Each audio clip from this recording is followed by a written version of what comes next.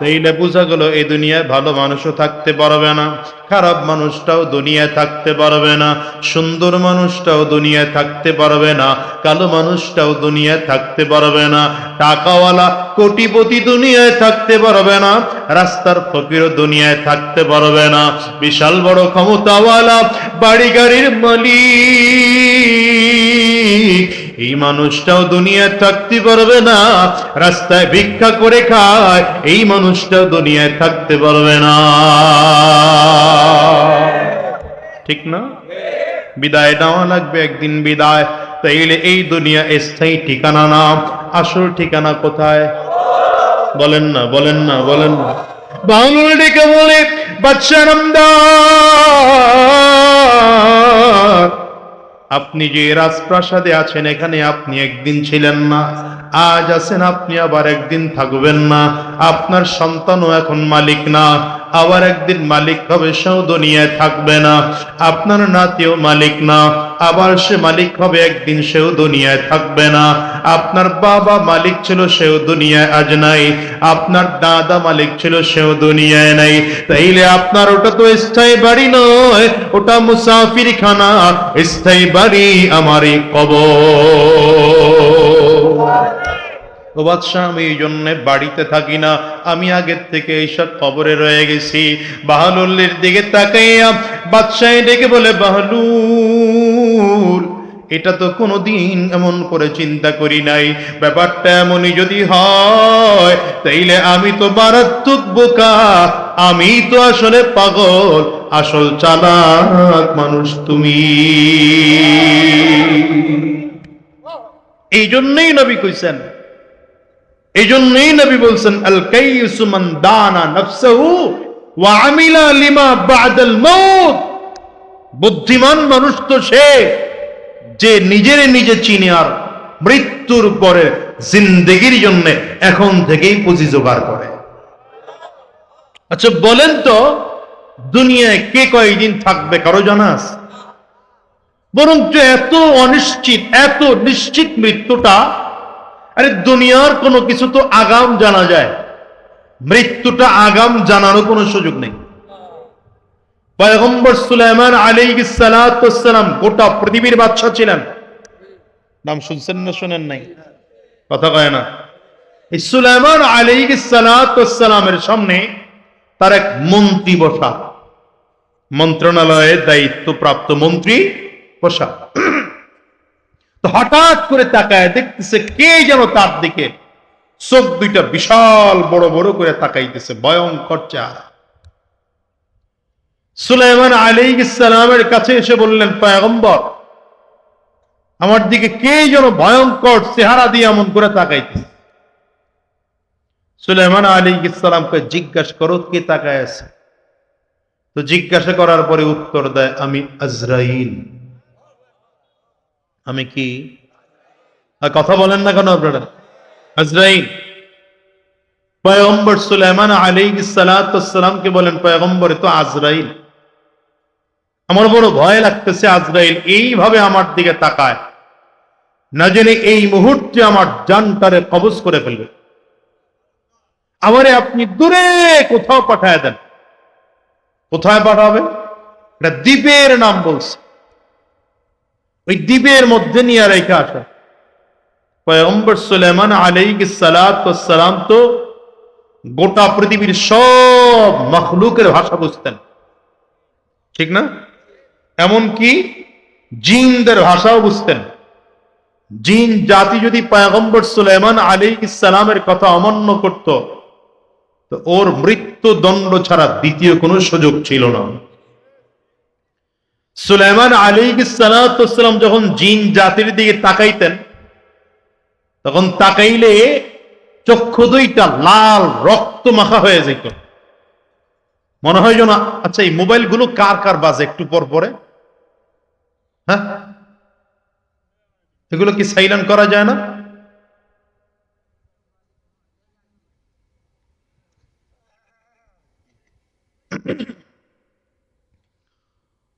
কি বললাম? চীনের দিকে তাকাইলে চোখ দুইটা আগুনের ফুলকির মতো লাল হয়ে যেত, মাথার চুলগুলো কাটার মতো সোজা হয়ে যেত, শক্ত হয়ে যেত, দাড়িগুলো কাটার মতো শক্ত হয়ে যেত। এই ভয়ঙ্কর চেহারা দেখলে জিন জাতি ভয় পাইত, ভয়ও অমান্য করত না। যে কারণে আল্লাহ তাআলা বাইতুল মাকদিস নির্মাণ করার জন্য পয়গম্বর সুলাইমান আলাইহিস সালামকে আদেশ করেছিলেন। সুলাইমান আলাইহিস সালাতু ওয়াস সালাম জিন জাতিদের মধ্যে যারা রাজমিস্ত্রির কাজ জানে এমন এদের অভিজ্ঞতা সম্পন্ন রাজমিস্ত্রিদেরকে ডাকলেন। আল্লাহ পাকের আদেশ পেয়ে ডাকার পরে কাজ চলতেছে, জিনেরা কাজ করতেছে, এরা বড় দুষ্ট জাতি। এরপরও পয়গম্বর সুলাইমান আলাইহিস সালাম শুধু ওরকম চেহারা অবস্থায় লাঠিতে ভর করে শুধু দাঁড়ায় ছিলেন, আর জিন জাতি একের পর এক কাজ করতেছিল, একটু চুল পরিমাণ ফাঁকি দেওয়ার সুযোগ ছিল না। আশ্চর্যের বিষয় কি জানেন? বাইতুল মাকদিসের, এখন যেটা বাইতুল মাকদিস চিনেননি, ফিলিস্তিন, এখন যেটা নিয়ে ঝামেলা চলতেছে, ইসরায়েলের বদমাশগুলো যেই মসজিদ দখল করতে চায়, তো নবী পয়গম্বর সুলাইমান আলাইহিস সালামের মাধ্যমে জিনদের মাধ্যমে তৈরি করেছে। নির্মাণ যখন অর্ধেক চলতেছে, এখন অর্ধেক বাকি আছে, এই সময় আজরাইল আলাইহিস সালাম এসে হাজির। পয়গম্বর, আপনার তো যাওয়া লাগবে, আল্লাহ নিয়ে যেতে বলছে। সুলাইমান আলাইহিস সালাতু ওয়াস সালাম কয়, আমিও যেতে তৈয়ার, যাইতে কোনো বাধা নাই, কারণ আমি তো চাই আল্লাহর কাছে যাব। কিন্তু আল্লাহ আমার একটা ছোট কাজ দিছে, এই কাজটা রাইখা শেষ না করে আমি যাই কেমনে? কাজটা তো আমার শেষ করা লাগবে, আর আমি যদি না থাকি, জিন জাতি বড় দুষ্ট জাতি, এরা কাজ করবে না। দেখেন মৃত্যু কত নির্দিষ্ট। তো আল্লাহর কাছে বলো যে আল্লাহ যদি আমার হায়াতটা একটু বাড়ায় দেয়, অন্তত বাইতুল মাকদিস এই মসজিদটা নির্মাণ করে এরপরে আমি জমিন থেকে বিদায় হব। আজরাইল ভাই সুযোগ নেই, এই সুযোগ হয় নাই। আল্লাহ তাআলার কাছে পারমিশন চাওয়াও যাবে না, চাইলেও দিবেন না, এটা সুযোগই নেই কারো ব্যাপার। সুলাইমান আলাইহিস সালাম কয়, তাহলে তো এরকম কমপ্লিট না হওয়া অবস্থায় থাকবে। আজরাইল আলাইহিস সালাম কয়, এর সমাধানও আল্লাহ আমারে দিয়ে পাঠাইছে। কি সমাধান? বলে, জান আপনার ঠিকই এখন কবজ করা হবে, কিন্তু জিন জাতি টেরও পাবে না যে আপনি মারা গেছেন। দেখ কেমনে? লাঠির উপরে এখন যে ভর করে আছেন, আর আপনার চেহারার এখন যে অবস্থা, চুলগুলো দাঁড়ায় রয়েছে, দাড়িগুলো দাঁড়িয়ে আছে, চক্ষু দুইটা দিয়ে আগুনের ফুলকির মতো বের হইতেছে, এরকম করে যতক্ষণ কাজ না হবে ততদিন এরকম বের হবে। যদিও আপনার জান কবজ করা হবে, কিন্তু লাশ জমিনে পড়বে না। ঠিকই আজরাইল আলাইহিস সালাম জান কবজ করে নিয়ে গেছেন। সুলাইমান আলাইহিস সালাম লাঠির মধ্যে অমন করে ভর করে দৌড়ে দাঁড়ায় আছেন। জিন জাতি তো মনে করতেছে পয়গম্বর সুলাইমান যে কোনো সময় শাস্তি দিবে, এক চুল পরিমাণ কেউ এদিক সেদিক করে নেই, কাজ দৌড়ে দৌড়ে নির্দিষ্ট সময়ে কাজ কমপ্লিট করেছে। কাজ যখন কমপ্লিট, জিনদের রাজমিস্ত্রিদের মধ্যে যিনি হেড মিস্ত্রি, তিনি এইসব পয়গম্বর সুলাইমান আলাইহিস সালাতু ওয়াস সালামের সামনে দাঁড়িয়েছেন। তো জিনদের আসার বাতাস, এদিকে আল্লাহ তাআলা লাঠি যে ভর করেছিল, লাঠিটা হয়তো পোকারে বলেছেন খাবি, কিন্তু আস্তে আস্তে খাবি। জিন এইসব সামনে দাঁড়াইছে, প্রশ্ন করবে পয়গম্বর মসজিদ কেমন হইল। প্রশ্ন করার আগে দাঁড়ানোর সাথে সাথেই দেখেন পয়গম্বর সুলাইমান আলাইহিস সালাম লাঠিটাও গোড়া থেকে ভেঙে গেছে, পয়গম্বর সুলাইমান আলাইহিস সালাম জমিনে পড়ে গেছে। জিনদের মধ্যে যারা ডাক্তার, এরা বডি পরীক্ষা করে দেখে 6 মাস আগে আল্লাহর বান্দা জমিন থেকে বিদায়। ইদা জাআ আজালুহুম লা ইস্তাখিরুনা সাআতান ওয়া লা ইস্তাকদিমুন। ইদা জাআ আজালুহুম লা ইস্তাখিরুনা সাআতান ওয়া লা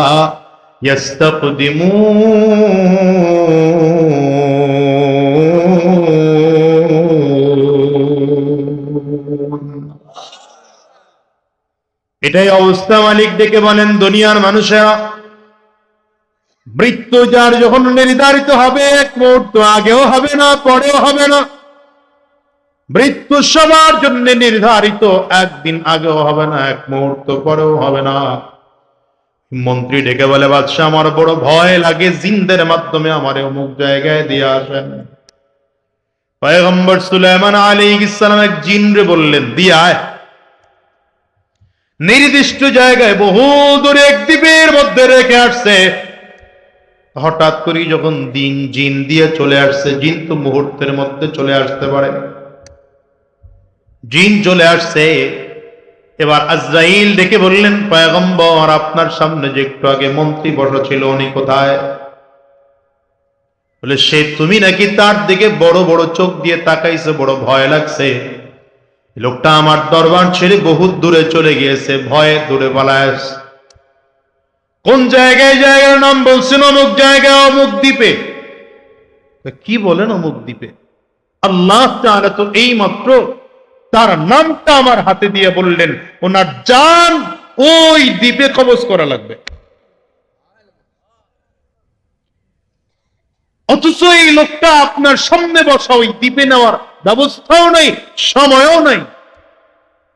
আমি আল্লাহরে বললাম, আল্লাহ, আজরাইল বলতেছে, আমি আল্লাহকে বললাম, আল্লাহ, আপনি যে বান্দার জান কবজ করতে বলতেছেন, সে তো পয়গম্বর সুলাইমানের সামনে বসা, অথচ তার মৃত্যুর জায়গা লেখা অমুক দ্বীপ। তার দ্বীপে নেওয়ার ব্যবস্থা কি? সময়ও তো নাই, আর জান এখনই কবজ করা লাগবে। আল্লাহ বলছেন, যাও গিয়ে তোমার চোখ দুইটা একটু বড় বড় বানায়া ওর দিকে তাকাও, বাকি ব্যবস্থা আমি করতেছি। এটাই দুনিয়া। ওখানে নিয়ে জিন নামাইছে, আজরাইল গিয়া হাজির। ইন্নাল্লাহা ইনদাহু ইলমুস সাআহ, ইন্নাল্লাহা ইনদাহু ইলমুস সাআহ ওয়া ইউনাজ্জিলুল গায়স ওয়া ইয়ালামু মা ফিল আরহাম ওয়া মা তাদরি নাফসুম মাযা তাকসিবু গাদা ওয়া মা তাদরি নাফসুম বিআইয়ি আরদিন তামুত। রব্বে কারীম বলেন, এই 5টা জ্ঞান আমি আল্লাহ পাকের কাছে আছে। কোন জমিনে মানুষটা মৃত্যুবরণ করবে, এটারও আমি আল্লাহ পাকের কাছে ঠিকানা আছে, দুনিয়ার কারো কাছে নাই। ও দুনিয়ার মুসলমানেরা, ভালো করে বুঝেন, ভালো করে বুঝেন, মৃত্যু এমন একটা সময়, এমন নির্ধারিত এক বিষয়, এক মুহূর্ত আগেও হয় না, এক মুহূর্ত পরেও হয় না। আপনার আবার মৃত্যু জানি কখন হয়ে যায়, খোদার কসম করে বলি, কারো জানা নাই, কারো জানা নাই। বরঞ্চ দুনিয়ার বিষয় তো কত কিছু জানার ব্যাপার থাকে। আপনি যদি বাহিরের দেশে যান, আগে পাসপোর্টে জানেন, আপনার কখন ফ্লাইট হবে সেটাও আপনি ভালো করে জানেন। অথচ আপনার আবার হায়াত কখন শেষ হয়ে যাবে, আল্লাহর কসম দুনিয়া আজ পর্যন্ত জানার কারো সুযোগ নাই। মৃত্যু তো এত কঠিন, মৃত্যুর ব্যাপারে কেউ নিশ্চিত না, কেউ নিশ্চিত না, কেউ নিশ্চিত না। কখন মরবো কেউ জানে না, সময় কারো জানা নাই। অথচ জমিন থেকে বিদায় হয়ে যাওয়া লাগবে, জমিন থেকে বিদায় হওয়া লাগবে। আসার সময় সিরিয়াল আছে, মুসলমান যাওয়ার কিন্তু কোনো সিরিয়াল নাই। আসার সময় আগে দাদা আসে, তারপরে বাবা আসে, যাওয়ার পর তারপরে সন্তান আসে। কিন্তু যাওয়ার সময় এমন হয়, দাদা দুনিয়ায় থাকে, নাতি জমিন থেকে বিদায় হয়। বাবা দুনিয়ায় থাকে, সন্তান জমিন থেকে বিদায় হয়, সন্তান দুনিয়ায় থাকে, বাবা জমিন থেকে বিদায় হয়। ব্যাপারটা এত কঠিন। দুনিয়া আসার সিরিয়াল আছে, খোদার কসম করে বলি যাওয়ার কিন্তু কোনো সিরিয়াল নাই। আপনার আমার পরিকল্পনার জায়গায় থাকবে, দেখবেন হঠাৎ করে সামনে আজরাইল এসে হাজির। মানুষের সামনে আজরাইল যখন হাজির হয়ে যাবে, সব পরিকল্পনাগুলো শেষ হয়ে যাবে। ও দুনিয়ার মুসলমানেরা, এজন্য রাসূল আরবি সাল্লাল্লাহু আলাইহি ওয়াসাল্লাম বলেছেন, আল কাইয়িসু মান দানা নাফসাহু ওয়া আমিলা লিমা বাদাল মাউত। বুদ্ধিমান মানুষকে জানো, বুদ্ধিমান মানুষ তো সে যে নিজের নিজে চিনতে পারে আর মৃত্যুর পরের জিন্দেগির জন্য ভালো আমল করতে পারে। বাহলুল ডেকে বলে, বাদশা নামদার, আপনি তাকায় তাকায় দেখেন আপনার যে রাজপ্রাসাদ আছে, ওটা তো আমি তাকিয়ে দেখি মুসাফির খানা, আর আমার স্থায়ী ঠিকানা হলো কবর। এই জন্য আমি রাজপ্রাসাদে থাকি না, আমি আমার স্থায়ী ঠিকানা কবরস্থানে চলে আসছি। বাদশা এখন বলে, আপনি পাগল না আমি পাগল? বাদশা দাঁড়ায় দাঁড়ায় কান্না শুরু করেছে, এরে বাদুল পাগল, দুনিয়ার মানুষ তোমারে পাগল কয়, আমি তো তাকায় দেখি তুমি পাগল না, তুমি পাগল না, তুমি বুদ্ধিমান মানুষ। আসো তুমি আমার কাছে আসো, আমার চোখ খুলে দিয়েছো, আমার বিবেকের দরজা জানালা খুলে দিয়েছো। আমিও তো এতদিন পাগল ছিলাম, না না মৃত্যুর কথা মনে করি নাই, দুনিয়ার রাজত্ব পাইয়া বাদশাহী পাইয়া দুনিয়ার তালে তালে চলেছি, আমি তো আমার মালিক রে ভুলে গেলাম। তুমি তো চমৎকার নসিহত জানো, চমৎকার নসিহত জানো। এই বাহলুল, তুমি একটু আমার নসিহত করবানি? বাহলুল ডেকে বলে, বাদশাহ, আল্লাহর কোরআন যার সামনে আছে, নবীর হাদিস যার সামনে আছে, এই মানুষটারে কোনোদিন নসিহত করা লাগে না। বাদশাহ কয়, বেটা তোমার কথা বড় দামি, আমি তোমার কথার প্রতি বড় খুশি। কি পুরস্কার নিবা বলো, আমি তোমার পুরস্কার দিতে চাই। এটা বাদশাদের অভ্যাস। বাদশাহ যদি কোনো বিষয়ে খুশি হয় তাইলে আশেপাশের মানুষকে উপহার দিতে চায়। বলে, বাহলুল আমি তোমার একটু উপহার দেব, পুরস্কার দেব, নিবানি? বাহলুল দিকে বলে, বাদশাহ নামদার, পুরস্কার আপনার থেকে নেওয়ার মতো কোনো পুরস্কার আমার নাই, আর আপনি আমি চাইলে কোনো এমন পুরস্কার দিতেও পারবেন না। তবে আপনার কাছে তিনটা জিনিস চাই, যদি দিতে পারেন তাইলে আমি নেব, আর যদি দিতে না পারেন তাইলে আপনার কোনো পুরস্কার আমার দেওয়ার দরকার নাই। এই বাহলুল, কি পুরস্কার চাইবা বলো? বাহলুল ডেকে বলে, বাদশাহ নামদার, দুনিয়ার কোনো পুরস্কার আমার দরকার হবে না। এক নম্বর পুরস্কার যদি আমারে দিতে হয়, আমার সামনে যখন আজরাইল দাঁড়ায় যাবে, ওই আজরাইলের চেহারা বড় ভয়ঙ্কর। হাদিসের মধ্যে আসছে, গুনাহগারের সামনে আজরাইল যখন দাঁড়াইবে, গুনাহগার তাকিয়ে তাকিয়ে দেখবে আজরাইলের পাও দুইটা জমিনে দেখা যায়, মাথাটা সাত আসমানের উপরে দেখা যায়, একটা হাত পৃথিবীর পূর্ব প্রান্তে আর একটা হাত পৃথিবীর পশ্চিম প্রান্তে। আজরাইলের চক্ষু দুইটা মনে হয় যেন উহুদ পাহাড়ের চেয়ে বড় মনে হয়, এত মারাত্মক দেখা যায়, মনে হয় যেন আগুনের ফুলকি বের হয়। আজরাইল আলাইহিস সালাতু ওয়াস সালামের পশমের গোড়া থেকে মনে হয় যেন আগুনের ফুলকি গুলো বের হইতেছে। অবস্থা এত কঠিন। আজরাইল আলাইহিস সালাতু ওয়াস সালামের ভয়ঙ্কর চেহারা দেখা গুনাহগারের রূহটার শরীরে 360টা মুকামের মধ্যে দৌড়াইতে থাকবে। আজরাইল আলাইহিস সালাতু ওয়াস সালাম যখন রূহটার মধ্যে থাবা মারবে, কলিজার রগগুলো টাস টাস টাস টাস করে ছিঁড়ে যাবে। মানুষগুলো সেদিন উপায় থাকবে না, কোথায় যাবে কারো খবর থাকবে না। বাহলুল ডেকে বলে, বাদশাহ নামদার, ওই আজরাইলের থাবা বড় কঠিন, যদি আমার কোনো উপকার করতে হয়, আজরাইল যখন আমার সামনে জান কবজ করতে আসবে, তাইলে আপনি তখন আমারে বাঁচায় দিবেন, আজরাইল যেন আমার জানটা কবজ করতে না পারে। বাদশা কান্না করে আর ডেকে বলে, রে বাহলুল, কোনদিন এইটা কোনো মানুষের দ্বারা সম্ভব না। দুনিয়ার কোনো মানুষ আজরাইলের হাত থেকে কেউ কাউকে বাঁচাইতে পারবে না। আজরাইলের হাত এত ভয়ঙ্কর, ও একমাত্র মাওলা কারীমের পাওয়ার নিয়ে জমিনে হাজির হয়, এর হাত থেকে কাউকে বাঁচানো সম্ভব না। আমিও তোমারে বাঁচাইতে পারবো না রে বাহলুল।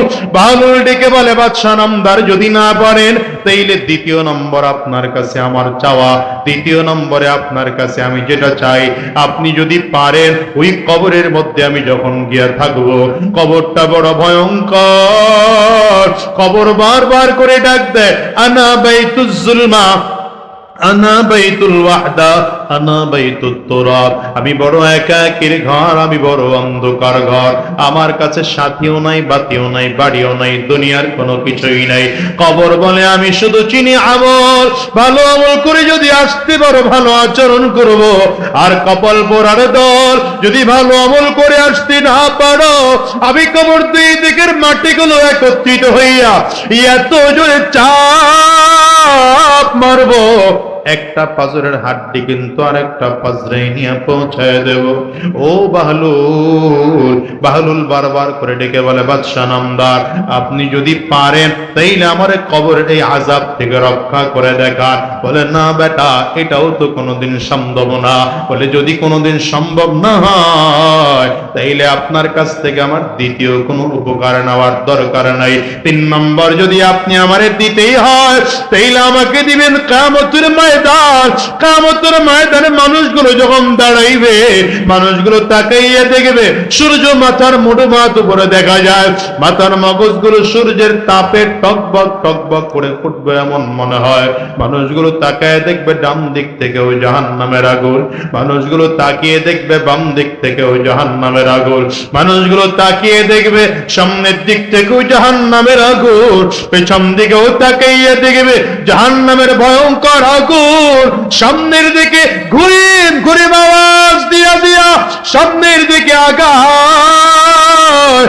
এই বাহলুলের দিকে তাকায়া বারবার করে বাদশার দিকে তাকিয়ে পাগল বলে, যদি আপনি আমারে কোনো উপকার করতে হয় ওই দিন আল্লাহ পাকের আরশের নিচে ছায়া দেওয়ার ব্যবস্থা করবেন। বাহলুলের দিকে তাকিয়ে ডেকে বলে, বেটা কোনোদিন সম্ভব না। বলে, বাদশাহ যদি সম্ভব না হয় তাইলে আপনার দ্বারা কোনো উপকার আমার নেওয়ার কোনো প্রয়োজন নাই। আমি আমার মালিক যদি আমারে উপকার করে সেটাই আমার জন্য বড় ভালো। ও দুনিয়ার মুসলমানেরা, আমরা যাদেরকে পাগল মনে করি, খোদার কসম এরা পাগল না। আলেমদেরকে আমরা ছোট মনে করি, এরা ছোট না, এরা পাগল না। এরা দুনিয়ার সব বুঝে, সব বুঝে, সব বুঝে, কিন্তু দুনিয়ার পেছনে দৌড়ায় না। এরা কার পাগল? আঙ্গুলটা উঁচা করে চিল্লায় কও, এই আঙ্গুলটা উঁচা করে বলেন, এরা কার পাগল? আরো জোরে বলেন, কার পাগল? চিল্লা আওয়াজ দিয়ে বলেন, কার পাগল? আমরা পাগল হব কার? জোরে বলেন না, জোরে বলেন না, আরো জোরে বলেন, পাগল হব কার? ও দুনিয়ার মুসলমানেরা, কলিজার মহাব্বত ঢুকাও তো আল্লাহর মহাব্বত কলিজার মধ্যে ঢুকাও, মহাব্বত ঢুকাও তো নবীর মহাব্বত কলিজার মধ্যে ঢুকাও, মহাব্বত ঢুকাও তো বাবা আর মায়ের মহাব্বত কলিজার মধ্যে ঢুকাও। কারণ আমি বলি, দুনিয়ায় যত মানুষকে ভালোবাসে, কেউ কাউকে স্বার্থ ছাড়া ভালোবাসে না, সবাই সবাইকে স্বার্থের জন্য মহাব্বত করে। স্বার্থ ছাড়া দুনিয়ায় যদি কেউ কাউকে মহাব্বত করে, একমাত্র তিনি হলেন আমার আল্লাহ। একটু আঙ্গুলটা উঁচা করে চিল্লা আমার মালিকের নাম কানে জোরে বলেন, কে? আরো জোরে কে? চিল্লা বলো না, চিল্লা বলো না, কে? আমি আমার মালিকের নামটা কলিজার মধ্যে ঢোকা। 1 নম্বর মালিকের মহাব্বত কলিজায় ঢোকা।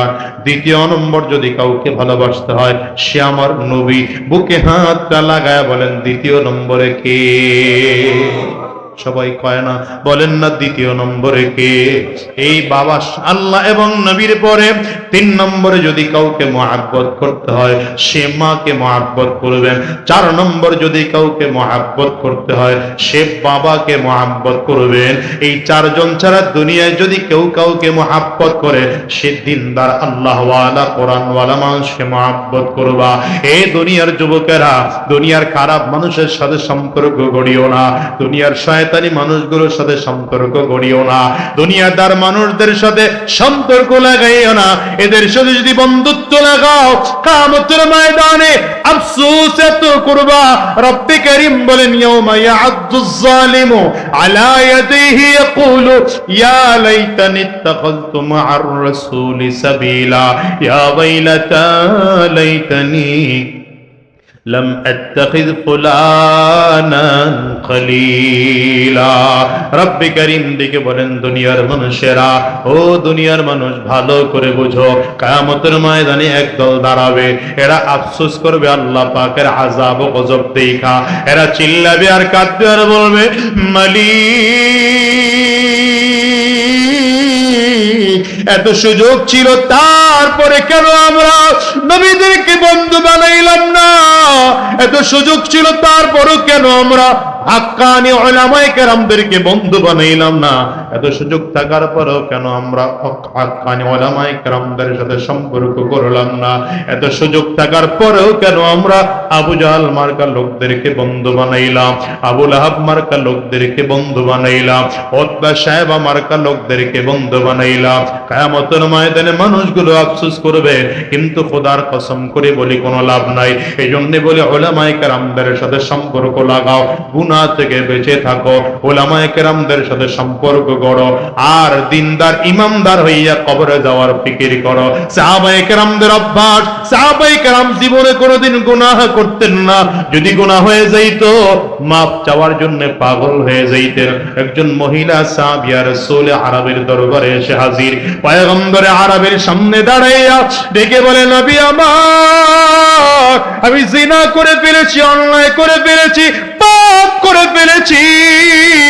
নবী আমার ডেকে বলে, না না, আমার কোন সাহাবী জিনা করতে পারে না, কারণ রাসূল আরবের হাদিস হলো, লা ইয়াজনি জানি ওয়া হুয়া মুমিন, লা ইয়াজনি জানি হিনা ইয়াজনি ওয়া হুয়া মুমিন। নবী আমার বলেন, কোন ব্যক্তি মুমিন থাকা অবস্থায় সে জিনা করতে পারে না, মুমিন থাকা অবস্থায় গুনাহ করতে পারে না। মহিলার দিকে আমার নবী লক্ষ্য করে বললেন, মা, না না, আমার কোন সাহাবী জিনা করতে পারে না। মহিলা আবারও পর্দার আড়াল থেকে খেয়াল করে বলে, পয়গম্বর, আমি জিনা করে ফেলেছি।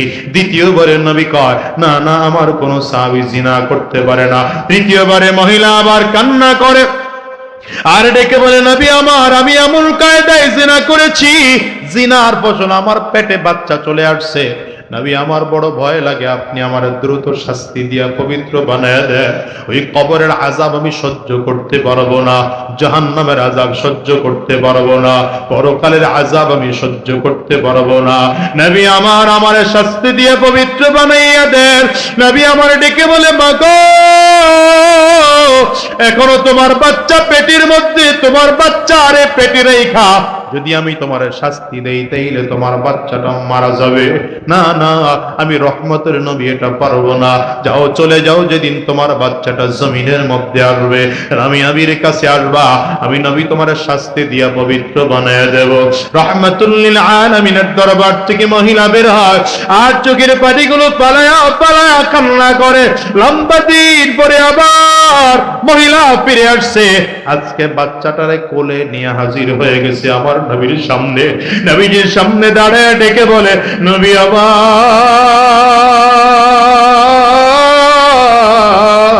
আমার এই বাচ্চাটার দিকে তাকায় দেখেন, আমার বাচ্চা কোন দুনিয়া আসছে, আপনি আমার শাস্তি দিয়ে পবিত্র বানায় দেন। জাহান্নামের আযাব সহ্য করতে পারবো না, কবরের আযাব সহ্য করতে পারবো না, পরকালের আযাব সহ্য করতে পারবো না। শয়তানের ধোঁকায় পড়ে অন্যায় করিয়া ফেলাইছি, শয়তানের ধোঁকায় পড়ে গুনাহ করে ফেলেছি। ওগো মালিক, আপনি আমারে তাড়াতাড়ি করে শাস্তি দিয়া পবিত্র বানায় দেন। নবীজির কাছে এমন করে যখন মহিলা বলে, নবী আমার ডেকে বলে, মা, এখন তোমার বাচ্চা ছোট, এই বাচ্চার এই মুহূর্তে শাস্তি দেওয়া যাবে না, কারণ যদি তোমার শাস্তি দেই বাচ্চাটাও শাস্তি পাবে। কারণ এই বাচ্চাটা এখন মায়ের আদর যত্ন দরকার, বাচ্চাটা মায়ের বুকের খাবার এই বাচ্চাটার বড় দরকার। বাচ্চা মা ছাড়া চলতে পারবে না, যাও চলে যাও। যেদিন তোমার বাচ্চাটা আরো বড় হবে, নিজের খানা নিজে খাইতে পারে, নিজের চলা নিজে চলতে পারে, সেই দিন আমি নবীর সামনে হাজির হয়ে যাইবা। আমি নবী তোমার শাস্তি দিয়া পবিত্র বানিয়ে দেব। মহিলা নবীজির দরবার থেকে আবারও বের হয়। সাহাবায়ে কেরাম তাকিয়ে তাকিয়ে দেখে মহিলার চোখ দিয়ে কাল বেবে পানিগুলো পড়ে, আর মালিকের বলে, আল্লাহ ওগো দয়ার মালিক, আমি যদি মরে যাই, আমার সন্তান বড় হওয়ার আগে যদি আমি জমিন থেকে বিদায় হয়ে যাই, তাইলে আমার নবী তো আমার শাস্তি দিতে পারবে না। আমার তো জাহান্নামের আযাব ছাড়া কোনো উপায় নেই, আমার তো পরকালের আযাব ছাড়া কোনো উপায় নেই, আমার তো কবরের আযাব ছাড়া কোনো উপায় নেই। মহিলা দরবার থেকে বের হয়, নবী আমার আইরে অপেক্ষা করে অনেকদিন পর মহিলা আবার নবীজির দরবারে হাজির। আজকে বাচ্চাটারে কোলের থেকে নামাইয়া হাঁটাইয়া হাঁটাইয়া নবীজির দরবারে নিয়ে আসছে।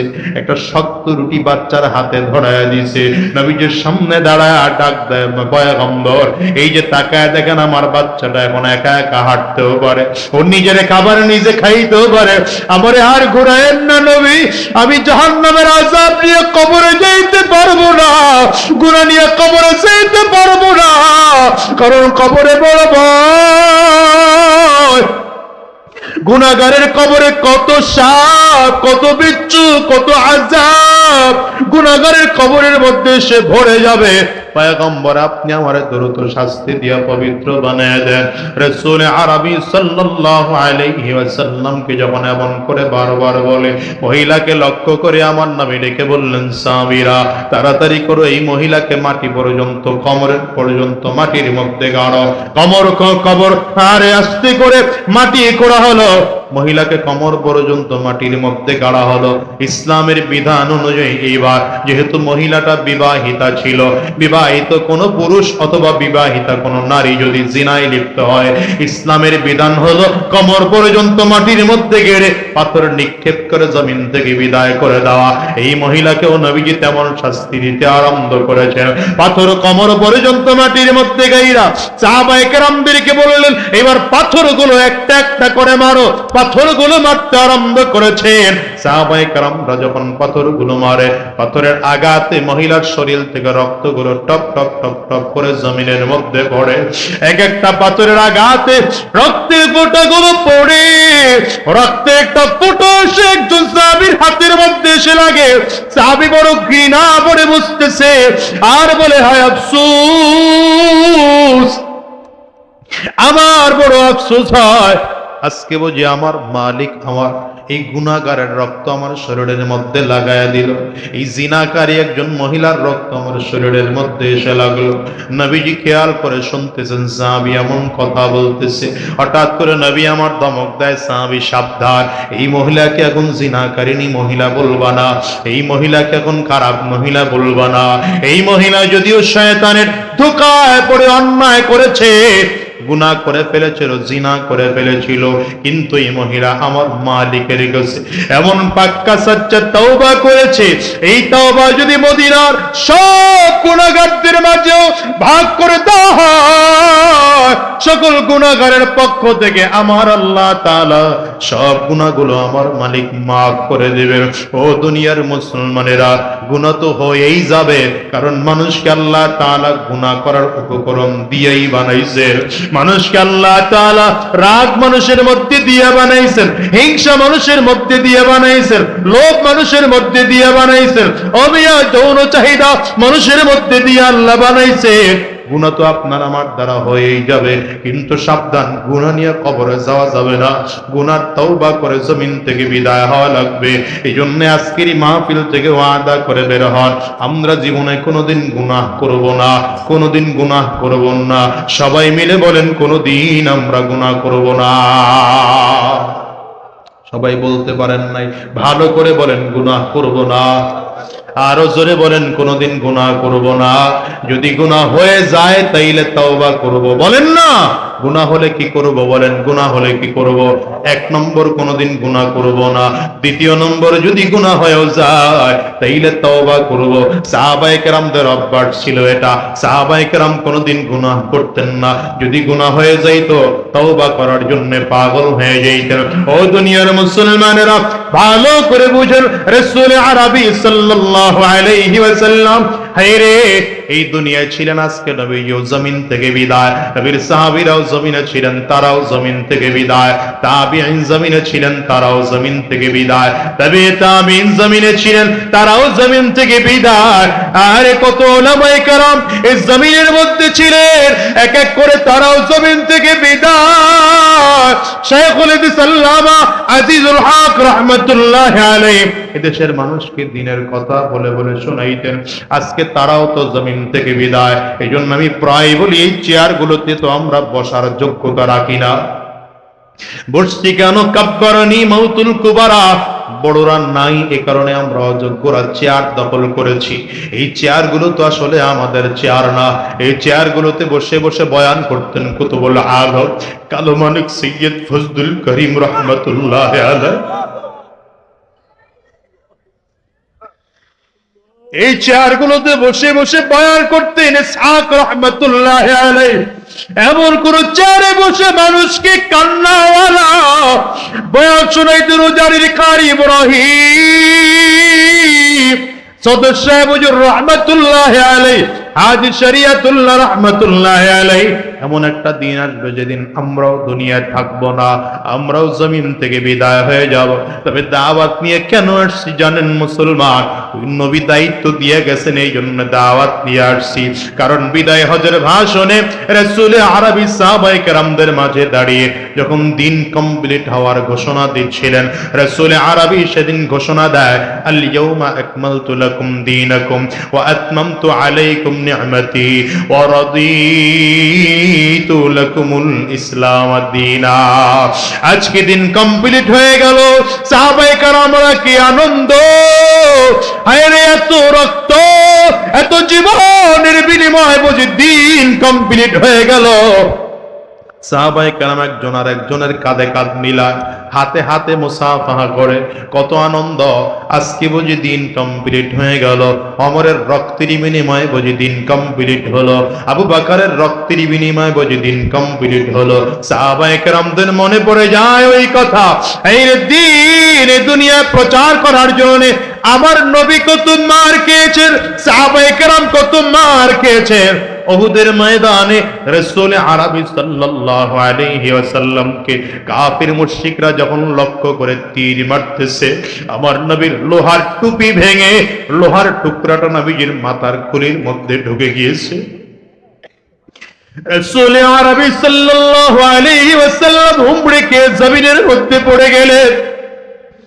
আমার নবী পাথরের আঘাতের কারণে দাঁত জমিনে পড়ে যায়।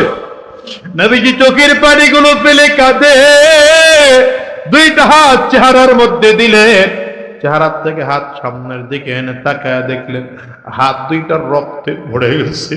আমার নবীজির জবান থেকে আজকে বদদুয়া বের হয়ে গেল, কাইফা ইউফলিহু কওমুন দাম্মাউ ওয়াজহা নবিয়্যিল্লাহ। ওই জাতি কেমনে সফল কাম হবে যেই জাতি নবীজির চেহারা থেকে রক্ত ঝরায়। আমার নবীজি কোনোদিন তো বদদুয়া দেন নাই, বদদুয়া দেন নাই। আজকে নবীজির জবান থেকে বদদুয়া বের হয়ে গেল। ও দুনিয়ার মুসলমানেরা, তায়েফের জমিনে আমার নবী গিয়েছে কিন্তু বদদুয়া দেন নাই। তায়েফের বদমাশ কাফিররা আমার নবীর এমন মার মেরেছে, তায়েফবাসী আমার নবীকে লক্ষ্য করে ছোট ছোট বাচ্চাদেরকে লেলিয়ে দিয়েছে। বাচ্চাদের বদদুয়া করেন না। হযরত জিবরিল আলাইহিস সালাম এসে হাজির হয়েছে। জিবরিল এসে ডাক দেয়, পয়গম্বর, আমি যেই ফেরেশতা পাহাড়কে কন্ট্রোল করে সেই ফেরেশতারে নিয়ে আসছি। আপনি যদি বলে আল্লাহ তাআলা অনুমতি দিয়ে পাঠাইছেন, তার পাশে দুই পাহাড়ের মাঝখানে বসবাস করে, এদেরকে দুইটা পাহাড় দিয়া জোরে চাপ দিয়ে জমিন থেকে বিদায় করে দেওয়া হবে। নবী আমার ডাক দেয়, চান্দাল সাবধান, এমন কথা তোমরা বলবা না। যদি এদেরকে পাহাড়ের চাপ দিয়ে জমিন থেকে বিদায় করিয়ে দাও, তাইলে আমি নবী কাদের কাছে গিয়ে দ্বীনের দাওয়াত দেব? নবীজির পাল্লক ছেলে যায়েদ ইবনে আরাসা বলেন, আমি আমার নবীর সাথে সেই দিন ছিলাম। আমি তাকায় তাকায় নবীরে দেখছি রাহমাতুল লিল আলামিন রক্তগুলো নচে পড়তে দেন নাই। জমিনে রক্ত পড়ার আগে এই রুমাল দিয়ে, চাদর দিয়ে নবীজি নিজে মুছছেন, মুইছা মুইছা আবার ভাঁজ করে রাখে, আবার রক্ত মুছেন, আবার ভাঁজ করে করে রাখেন। ওরে দুনিয়ার মুসলমানেরা, যায়েদ ইবনে আরাসা বলেন, পয়গম্বর আপনি রক্ত কেন জমিনের মধ্যে পড়তে দেন? নবী আমার ডাক দিয়ে, যায়েদ তুমি কি জানো আমি নবীর বড় ভয় হয়? আমি নবীর রক্ত বড় পবিত্র রক্ত, তার পাশে রক্ত ঝরাইছে, এই রক্ত যদি জমিনের মধ্যে পড়ে আমার বড় ভয় হয় আল্লাহ তাআলা রাগ করে বুঝি কোনদিন তায়েফের জমিনে ফসল দিবেন না। যদি আল্লাহ ফসল না দেন তাইলে আমার তায়েফবাসী কি খাইবে? ওরা না খেয়ে মারা যাবে, ওরা বাঁচবে না। আমি নবী কার কাছে এসে দাওয়াত দেব? এই জন্য আমি রক্ত জমিনে পড়তে দেই না রে। ওরে দুনিয়ার মুসলমানেরা, সেই রাহমাতুল লিল আলামিন জমিন থেকে বিদায় হয়েছে, আরে সাহাবায়ে কেরামরাও জমিন থেকে বিদায় হয়েছে। আমার নবী যখন ওই বিদায় হজের ভাষণে দাঁড়ায় ভাষণগুলো দিচ্ছেন, সাহাবায়ে কেরাম যখন আনন্দ প্রকাশ করেন, তাকায় দেখেন আবু বকর সিদ্দিক রাদিয়াল্লাহু আনহু চোখের পানিগুলো ফেলে ফেলে কান্না করে। কিরে আবু বকর, তুমি কান্না করো কেন? আবু বকর সিদ্দিক রাদিয়াল্লাহু আনহু বলেন, সাহাবায়ে কেরাম নবীজি কি বলছেন তোমাদের কি খবর নাই? নবী না বলছে দিন কমপ্লিট হয়ে গেল, তাইলে আমার আল্লাহ তো নবীরে পাঠাইছিলেন দিন কমপ্লিট করার জন্য। বোঝা গেল নবী আর বেশি দিন জমিনের মধ্যে থাকবেন না। আমার নবী যদি না থাকে আমি আবু বকর কেমন করে দুনিয়ায় থাকবো? আমি এই চিন্তায় কান্না করতেছি, আমার নবী না থাকলে আমি দুনিয়ায় বাইচা থাকতে পারবো না। আবু বকর সিদ্দিক রাদিয়াল্লাহু আনহুর কান্না দেখে সাহাবায়ে কেরামও কান্না করে। নবী আমার দাঁড়াইছেন, সাহাবীরা থামো, কান্না করো না। কোন নবীরা দুনিয়ায় থাকতে পারে নাই, তুমি আর আমিও দুনিয়ায় থাকতে পারবো না। তুমি অন্য নবীদের বিদায় নেওয়া, আমি নবীর বিদায় নেওয়ার মধ্যে পার্থক্য আছে। অন্য নবীরাও জমিন থেকে বিদায়, তাদের ধর্ম জমিন থেকে বিদায়, তাদের ধর্মীয় গ্রন্থ জমিন থেকে বিদায়। আমি নবী বিদায় হব, কিন্তু আমি নবীর ধর্ম জমিন থেকে বিদায় হবে না। তারাক্তু ফীকুম আমরাইন, তোমাদের মাঝে দুটো জিনিস রেখে গেলাম, এই দুইটা জিনিস যদি মজবুত করে ধরে রাখতে পারো, জীবনে কোনোদিন তোমরা পথভ্রষ্ট হবে না। এক নম্বর আল্লাহ পাকের কোরআন, দ্বিতীয় নম্বর আমি নবীর সুন্নাহ। এই দুইটা জিনিস যদি মজবুত করে ধরে রাখতে পারো, জীবনে তোমরা পথভ্রষ্ট হবে না। নবী আমার ওই ভাষণে আরো একটা কথা বলেছেন, ফালইউবাল্লিগিশ শাহিদুল গায়বা, আজকে এখানে যারা আছো আমি তোমাদের কাছে দাওয়াত পৌঁছাইলাম, কিন্তু এখানে যারা নাই আমি নবী এদের কাছে দাওয়াত পৌঁছাইতে পারলাম না। তোমাদের দায়িত্ব হলো তাদের কাছে দাওয়াত পৌঁছাইয়া দেওয়া। ও মিয়া, এই জন্যই তো নবী ইন্তেকালের পরে বংশ পরম্পরায় সাহাবী, তাবিঈন, তবে তাবিঈন, ইমাম মুজতাহিদিন, উলামায়ে কেরাম আপনাদের কাছে দাওয়াত নিয়ে আসে। আজকেও আমি আপনাদেরকে বলে গেলাম, হারাম কাজগুলো ছেড়ে দেন, শয়তানি কাজগুলো ছেড়ে দেন। দুনিয়া থাকা যাবে না, দুনিয়া থাকা যাবে না। কেউ দুনিয়া চিরজীবন থাকতে পারে নাই, আপনি আর আমিও দুনিয়ায় চিরজীবন থাকতে পারবো না। সাবধান, ওই ভয়ঙ্কর কবর, কবর থেকে ওঠার পরে কিয়ামতের ময়দান হাসর, এটা বড় ভয়ঙ্কর। এখান থেকে প্রস্তুতি নিয়ে যাওয়া লাগবে। আল্লাহকে খুশি করে বিদায় হও, নবীকে খুশি করে বিদায় হও, যেন কিয়ামতের ময়দানে আমার নবী তোমাকে আমাকে শাফাআত করেন, সুপারিশ করেন। কেন বলি মুসলমান জানেন?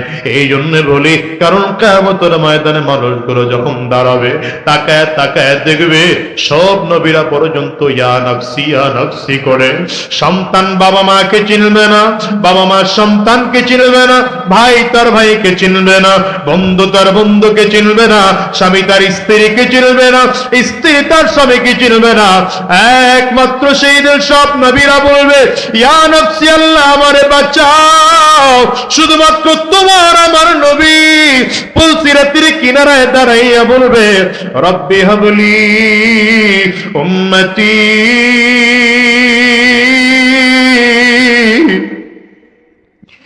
আল্লাহ আমার উম্মতিরে বাঁচাও, আমার উম্মতিরে বাঁচাও। ও দুনিয়ার মুসলমানেরা, ওই নবীর শাফাআত যদি পাইতে হয়, দুনিয়া থাকা অবস্থায় আমার নবীর মোহাব্বত কইরা নবীদের সুন্নাত কলিজার মধ্যে ঢুকায়া বিদায় হওয়া লাগবে। এই জন্য আজকের এই মাহফিলটার থেকে ওয়াদা করে বিদায় হয়। আরো 2টা দিন মাহফিল চলবে। আখেরি দিনে আমিরুল মুজাহিদিন হযরত পীর সাহেব হুজুর চরমনায় আপনাদের সামনে আসবে। আল্লাহর বলির হাতে হাত দিয়া জনমের তরে ওয়াদা করে বিদায় হইব, মালিক আর শয়তানি রাস্তায় চলবো না, আর হারাম রাস্তায় চলবো না, আর ঘুষের রাস্তায় চলবো না, আর সুদের রাস্তায় চলবো না, আর হারাম রাস্তায় কদম বাড়াবো না। কারা কারা তৈয়ার আছো মুসলমান? 2টা হাত উঁচা করে আমার আল্লাহরে দেখাও, আওয়াজ করে চিৎকার করে জোরে ডাক দাও আল্লাহ, আরো জোরে আল্লাহ।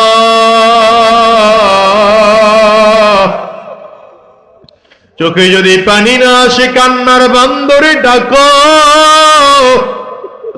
ডানে আর ভাবে তাকাইয়া দুঃখ কার চোখে পানি, ওই মানুষটার দিকে তাকাইয়া নিজের ধিক্কার মারো, আর চোখের পানি পালাইয়া কাঁদো, আর মালিকের ডাকো আল্লাহ।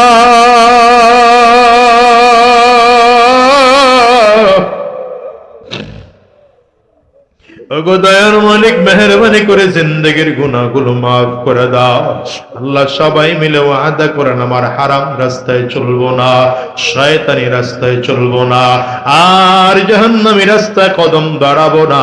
আল্লাহ তুমি কবুল করে নাও, কবুল করে নাও।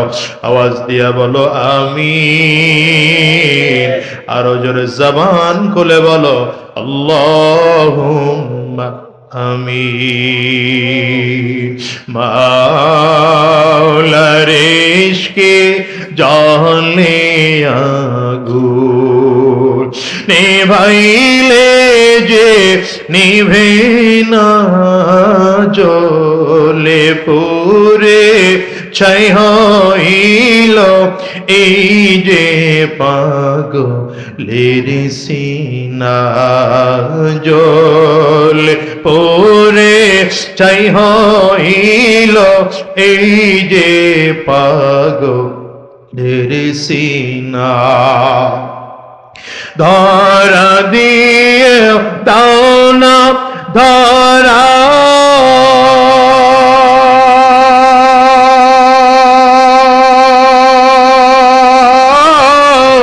কাছে থেকে দাও না সারা, আমার এই বুকেতে বইছে খরা, এই বুকেতে বইছে খরা, না পাওয়ারি যাত না, জল পরে ছাই হইল এই যে পাগলের সিনা, জল পরে ছাই হইল এই যে পাগলের সিনা।